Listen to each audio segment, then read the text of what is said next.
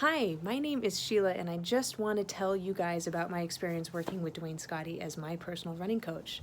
You know, I was an athlete my whole life. I was a Division I collegiate volleyball player, a soccer player for 20 years, a CrossFitter, and hated running. I thought it was boring, and I didn't think that you'd get your heart rate up enough to get the cardio that you necessarily needed unless you were doing long distance. And so I didn't like long distance. If I ran, it was all sprinting, and it just wasn't fun to me. But I'm a mother of two, and my husband has always been a long distance person. And he came up with the idea of maybe doing a half marathon and, teaching our kids benefits of running. And so I would go out for little runs here and there just to see if I could enjoy it. And I discovered Dwayne's Healthy Runner podcast. So I started listening to him, and his message just really resonated with me. It was all about lifelong injury-free running.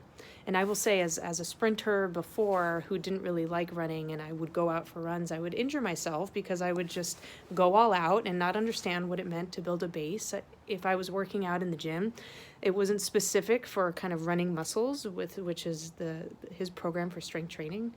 And so I started to listen to him, and it resonated with me, and I hired him as a run coach, and I instantly just appreciated him as a person. He's a father of two children. He believes in what he does. He's passionate about it. He's built an incredible community around the Healthy Runner podcast group, and I just can't say enough about him as a person, honestly.